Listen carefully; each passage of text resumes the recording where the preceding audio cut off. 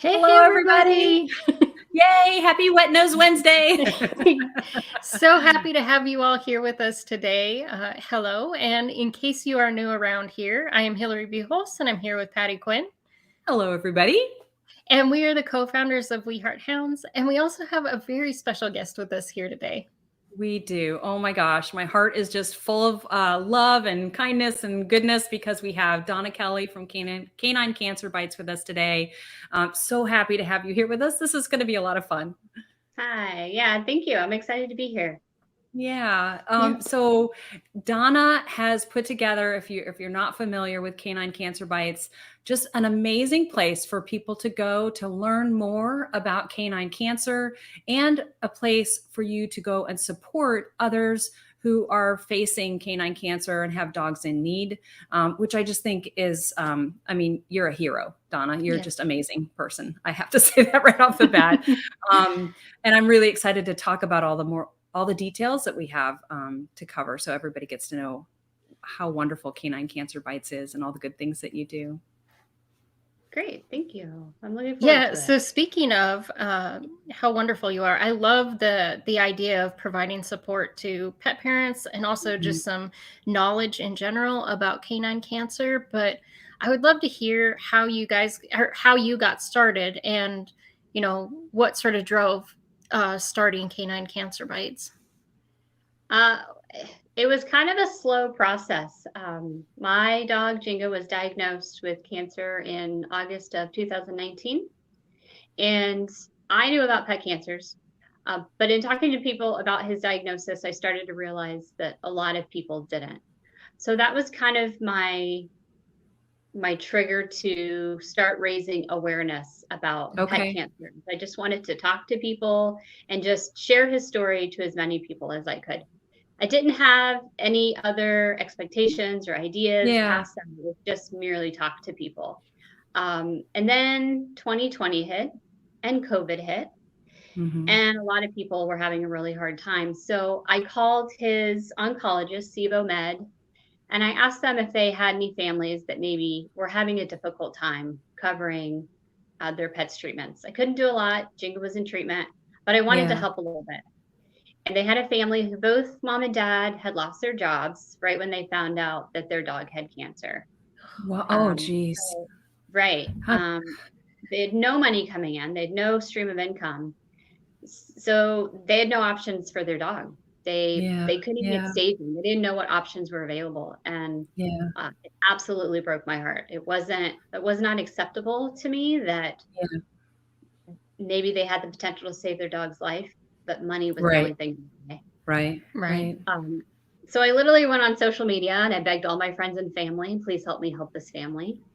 And they stepped up and we raised the funds that they needed. In about a week, we raised $1,800. Wow.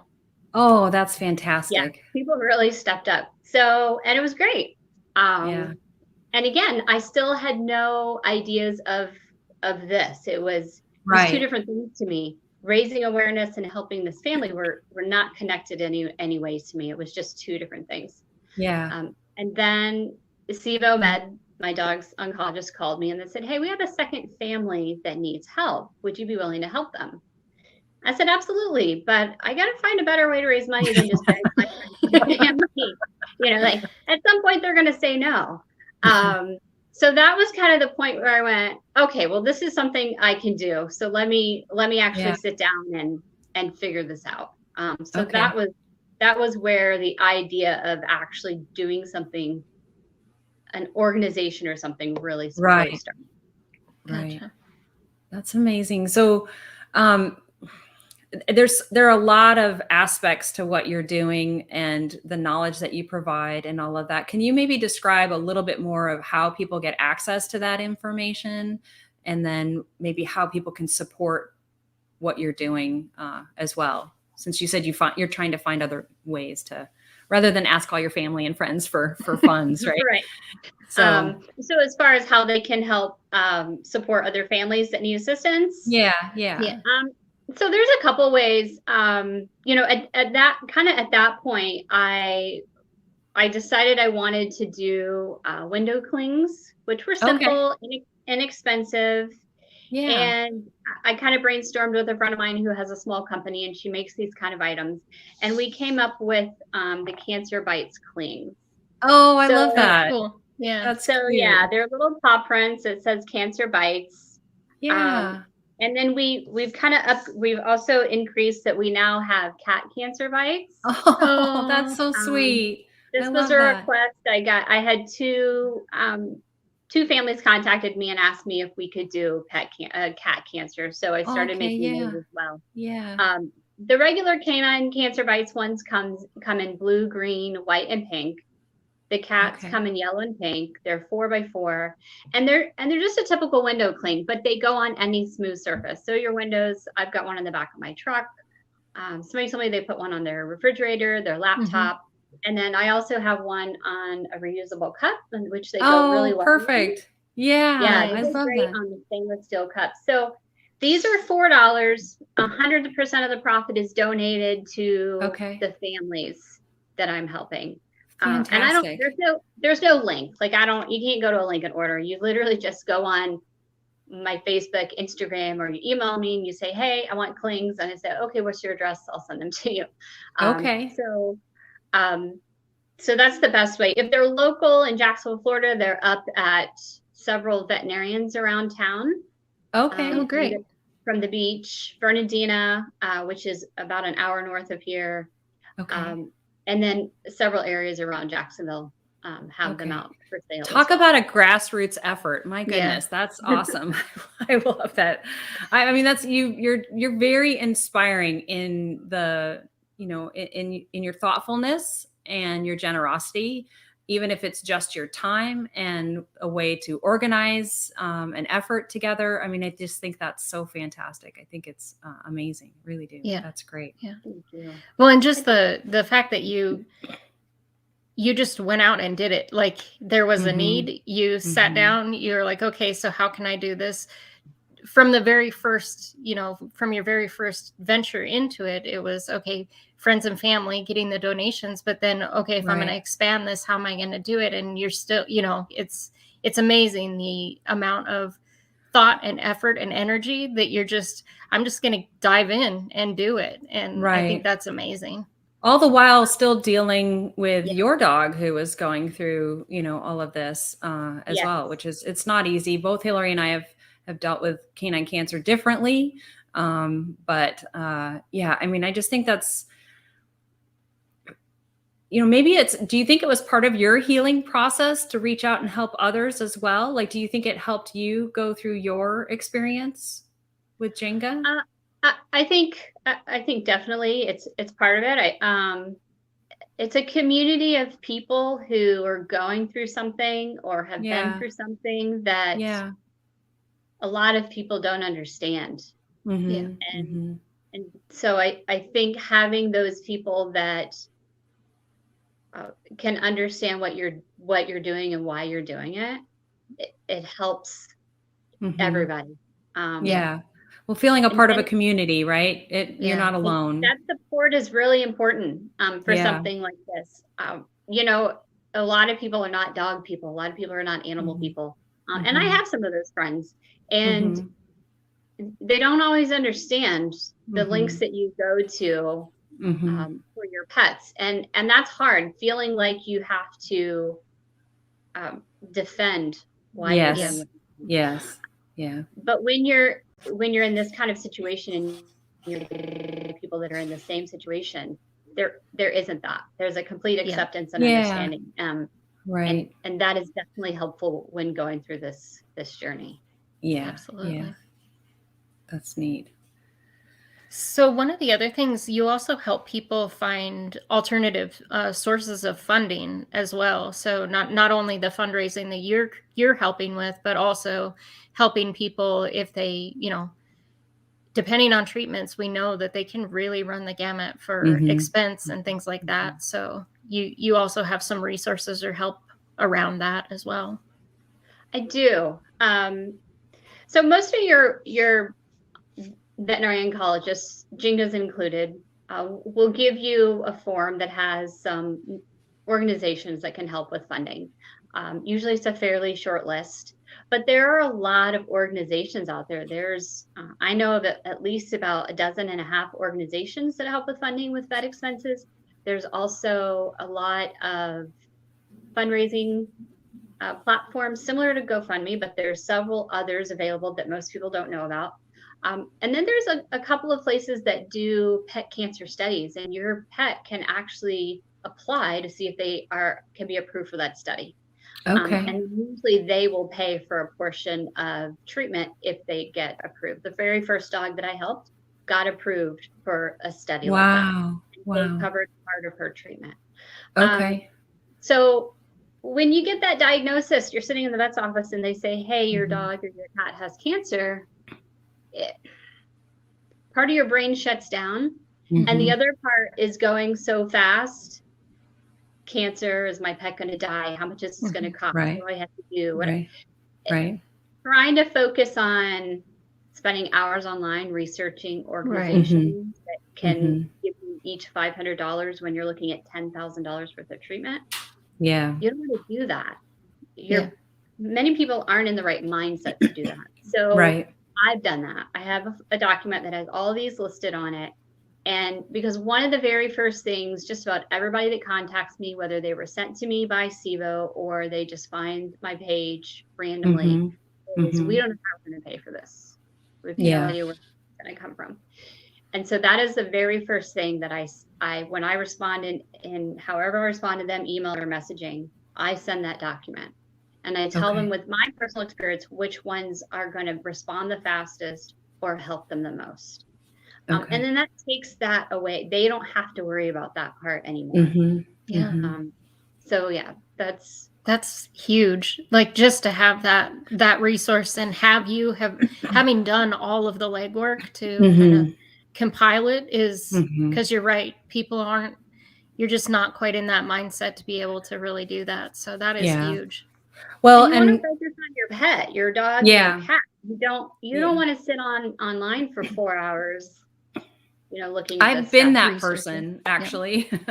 When our dog was diagnosed with cancer, we did not have any insurance on her, which our current dog we do now. I know now to have, hopefully people can, if you can afford it, it's worth it because you just don't know what's going to happen to your dog. And there are lots of pet insurance companies out there. I don't have any one in particular that's better than another, but if you can get additional help with that, I guess that's my 2 cents is at least look into it, even when your dog's healthy. Because we had only had our dog for 2 years and she was diagnosed and she was very young at the time with cancer. And so I couldn't get insurance at that point because it was a pre-existing condition.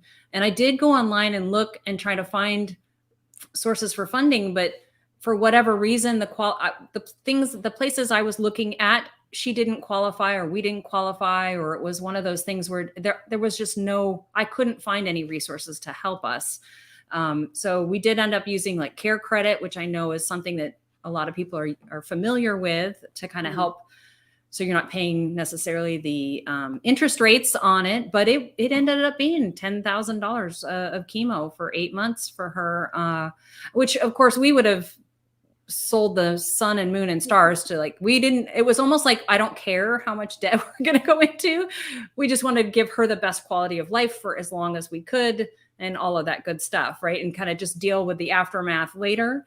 Right. But we did try to find funding sources, and it's not easy to get out there and find them. And so for you to already have that resource available for people, I think is fantastic. And maybe we can come up with a way to make that accessible on a link to this video so that, we'll figure it out later, but maybe we can make that a little easier for people to get access to, and a way to, get access to the window clings. We'll talk a little bit about how to connect with you for those as well, for those that want to fund folks that are in need or dogs that are in need. But yeah, it's a challenging time when you learn your dog has cancer. And Hillary, your pup was operable. Her cancer was operable at first. She had a tumor that was removed, and then we had another year that was totally healthy and happy. But then when it came back so aggressively that there wasn't anything else to do at that point. Yeah. So that was, Yeah. we sort of had two different experiences where Patty went through treatment for a long time. And with mine, there was a quick treatment and then there was no treatment. It just wasn't No possible. options. So Yeah. What advice would you give somebody when they find out their dog has cancer? I mean, it's like you said, you kind of go numb. There's a 50 million things that spin through your head. What are some tips that you would recommend? The very first thing I tell everybody is don't focus on the cancer. It's really overwhelming. It's you're mad and you're sad and there's a lot of emotions with it. And there's a lot of things that you have to figure out how to do, where the money's going to come from, what treatment is best, if any treatment is best. Sometimes treatment is not the best choice. But I always tell people, don't focus on the cancer. Your pet is still your pet. They're still your dog. They still want to go on walks and play with tennis balls, and they want to eat treats, and they want to sleep in the middle of the bed so that you have to curl around them so you can't. They still want to do all those things. Yeah. They don't know that they're sick. Right. So right. Still focus on all the things you always focused on. But the cancer is just a really small part of it. It's an awful part. It's terrible that it's there. It's terrible that we have to deal with it. But the fact of the matter is that we do. But it shouldn't be your main focus. Our dogs can sense our emotions and our feelings. And for me, when Jingo was diagnosed, I didn't want to project that onto him. He always knew when I was upset, and he would come over and put his head in my lap, and he would try to make me feel better. He was already a cancer that was not a survivable cancer. My regular vet told me that. The oncologist told me that. They were both up front. This will be what takes him. Yeah. He lived a lot longer than he was expected to. And I believe, and his oncologist believes, that part of that was because I didn't focus on the cancer. I woke up every morning and we did our normal routine and we played, and he took long walks and hunted for kitty cats and tennis balls. And I made sure he did all the things he loved to do because he was Jinga, and that's what Jinga likes. And so I didn't spend my days going, oh my gosh, you have cancer. Right. And that is absolutely the first thing that I tell people. And I repeatedly tell people, don't forget to enjoy that they're here. They're still here every day. They're still them. When you woke up this morning, you took them on their walks and fed them their breakfast. They're the same dog that they are this afternoon after you found out they had cancer. Right. They're the same dog. They feel the same. They don't know anything's different. Right. So don't put that into their environment. So that is absolutely the most important thing that I tell people. Don't focus on the cancer. Yeah. And I think some of the other things would be to, if you're unsure about your vet or the oncologist that's treating your dog, always consider second opinions. Look for somebody that's going to care for your dog as much as you do. They might not change the diagnosis, but they might be able to help you give, better quality of care for your pup. And then I think another one that's important, because dogs have they don't show pain very obviously at times. So kind of asking your vet and kind of keeping an eye on signs of pain so that you can address that as quickly as possible. So panting and limping or, things like that. So I'm just being aware. Yeah. I'm a big supporter of second opinions. I've unfortunately come across a lot of people who said they thought there was something wrong with their pet and their vet refused to do testing. And inevitably, most of those people ended up losing their pets to cancer because by the time they got that second opinion, it was so far advanced. So I absolutely tell people, go with your gut too. If you, vets can be amazing. I've been lucky. Jinga had some phenomenal vets, his regular veterinarians, his oncology office, they were all amazing. But if you feel like there is something going on with your pet and you don't feel like they're listening to you, yes, get a second opinion. Go somewhere else. Ask them, you know, for a lot of things, small masses, lumps that are on the surface, they can do, it's called an FNA, a fine needle aspirin. I'm sure both of you guys are aware of those.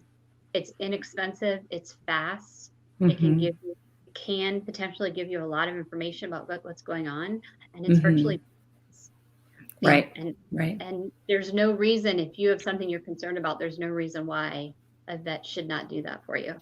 Right. So yeah, second opinions, absolutely. And listen to your pet. That's something else I tell people, because they will tell you. You know, they're gonna let you know how they're feeling, and you know, like you're saying, watch for pain, watch for that's what I'm keep a close eye.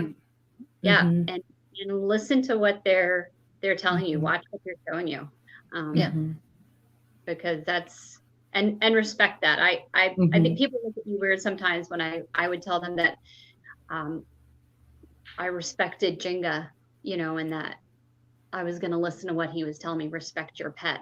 And, but I did, I was taking care of him. I committed to taking care of him. And if he indicated to me that I'm done, I needed to respect and do that.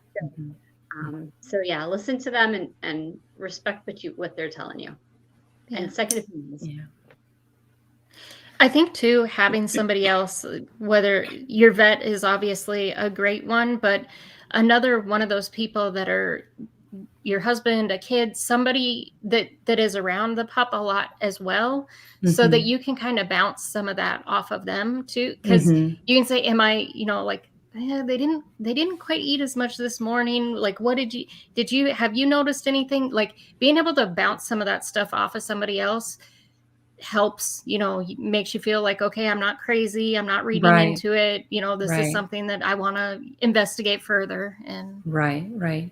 And if you don't have a family member or someone you trust, you know, in your immediate circle, there are so many groups out there, the Canine Cancer Bites and other canine cancer groups that you can go to and find a community of support and knowledge and everything. So we've got somebody here that's saying that her poor dachshund died of bladder cancer a year ago. She misses him so much. He was 13, or he misses, I'm sorry, I don't know who this is, but misses him so much. He was 13 years old. He lost his desire for fun and clung to me all the time. I wish I knew what was going through before he started showing symptoms. Yeah, it's I think some of the hardest part of going through canine cancer is, I wish I caught it sooner, or what signs did I miss? Or, you know, was there something I could have done to prevent this? And unfortunately it just happens, and there's nothing that you can do. A lot of times there's, you didn't miss anything. You didn't, you know, our pets by nature, animals by nature hide when they're in pain and when they don't feel it. It's a survival instinct. So unfortunately, it's when it's in the home, it doesn't help them when it's in this kind of situation. But and then there are certain cancers, just like people, there's certain cancers that hide really, really well. And they don't show any physical symptoms until they are so far advanced that there's nothing you can do. And unfortunately that's just the nature of cancer. Right. I think the only thing you can do prior to a diagnosis or finding it out is just giving your dog the best nutrition, exercise, care, play, you know, really support them emotionally and physically as best you can. And that could potentially prevent or delay cancers. But, you know, sometimes these are genetic things, right, that are just going to come up when they come up, and there's nothing that you can do. But all we can do is spoil and love on our pets as much as possible in the meantime. So, which is a blessing, and what a great thing for us to get to do. So to snuggle on them and make sure they enjoy their life as much as they can. Yeah, exactly. Exactly. So we have Al who says, how common are benign growths compared to malignant ones? I mean, I'm not a vet, so I can't give Right. specifics, but I do know that as far as cancer is concerned, when we say cancer, people think of one disease, Yep. but cancer is actually many different diseases. They're all different. Mm-hmm. Thyroid cancer is different from kidney cancer, is different from oral melanoma. They're all different. They're all different diseases, which is why they require different treatments, is why they have different life expectancies and prognoses. That being said, there are certain types of growths that are more likely benign than Yeah. and like on the skin, for example, Jinga had oral melanoma, so it was a spot in his mouth. But he had a lot of bumps. He was an old dog. I call them Right. dog bumps. Right. And just in what he had a lipoma, which is just a blob of fat, basically. He had one of those. He had 2 fluid-filled cysts. He had a wart that was removed. And these are all benign lumps that your animal can have on their skin. Yeah. They can also have mast cell tumors, which can be lumps on or just beneath the skin. They can have a skin cancer. So depending on the type of cancer or the type of growth, there can be both. But a lot of times, I tell people, don't rush to think it's cancer. Yeah. Because, again, Jinga had cancer, but he had 4 different lumps that were 4 different things, and none of those were cancer. Yep. There's so many things that our pets can have, just like us, that we may not like how they look. They might be unsightly or they might be uncomfortable, but that doesn't mean they're cancer. Right. Right. So, yeah.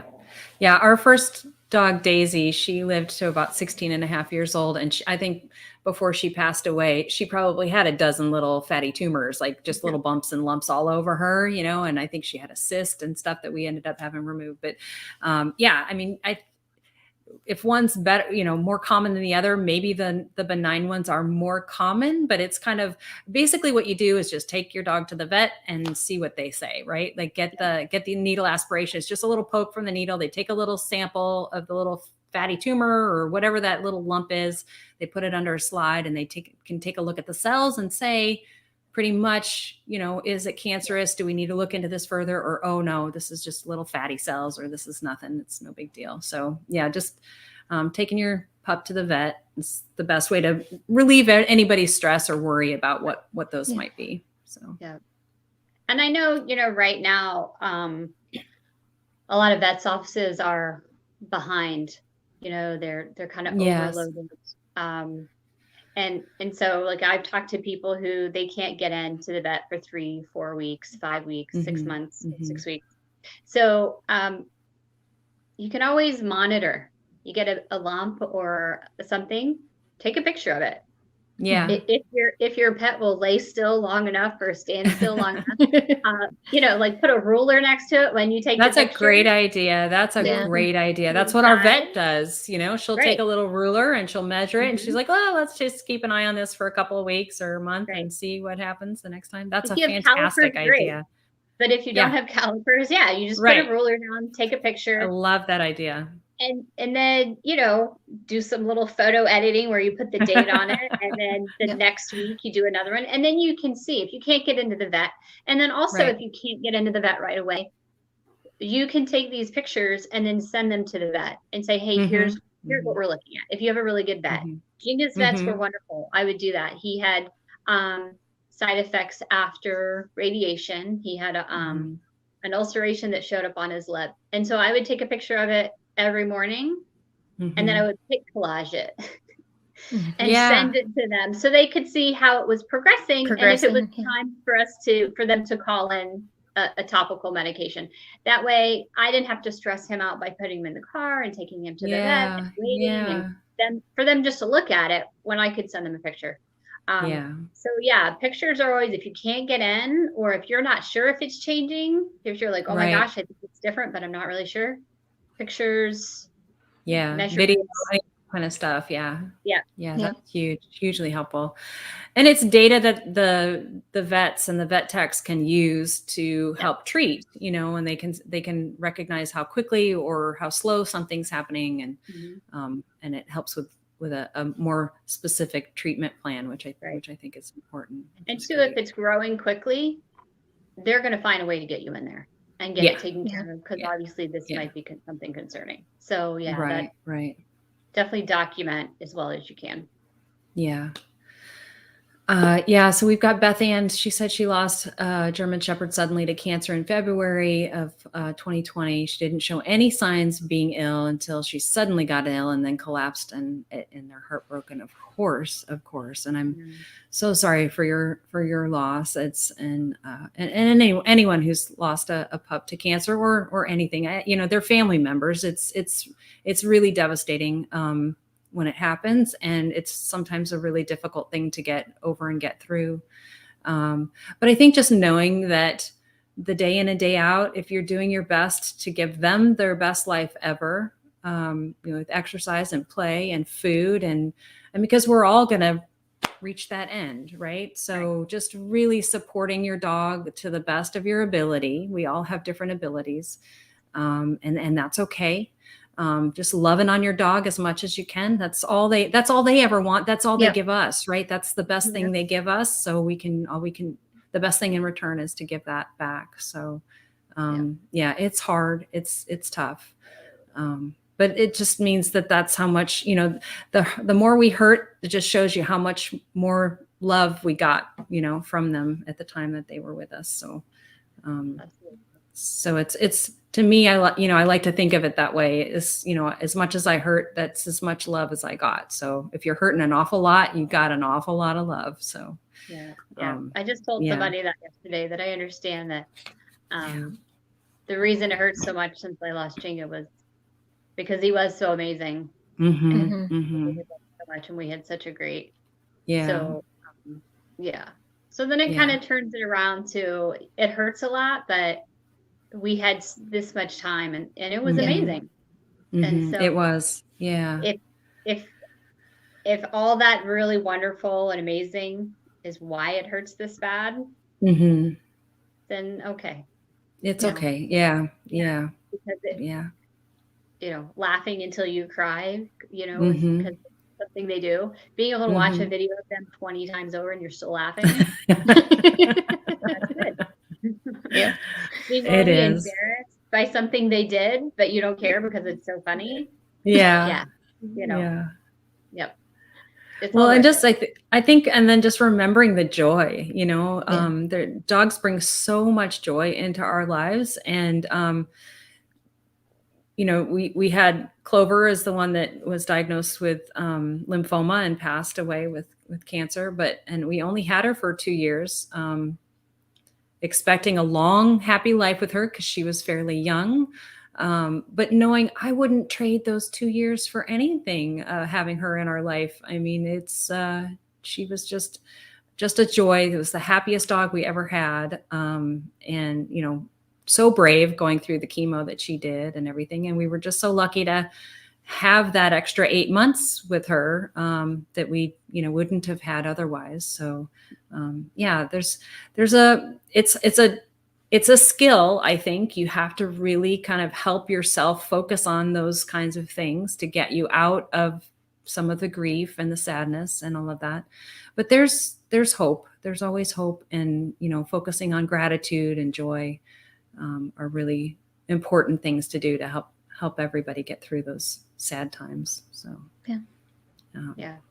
and it's so amazing, Donna, that you're helping so many other people with their canine cancer journey. It's such a pleasure and an honor to be able to share your story with everybody. And I hope, for $4 a window cling to help promote and support others that are going through it, I think is fantastic. I love that. And like I said, I love the grassroots. I mean, there's no link. There's no, this isn't fancy stuff. This is just from the heart and really wanting to do good in the world. And I just think that's so amazing. We need more people like you. We really do. Part of that is because I'm terrible at technology. So yeah. But that's Somebody at the very, very beginning of this, she's like, "Where's the link?" I was like, "There's no link. You want a cling? Send me some money. I'll send you a cling." I was like, "That's how this works."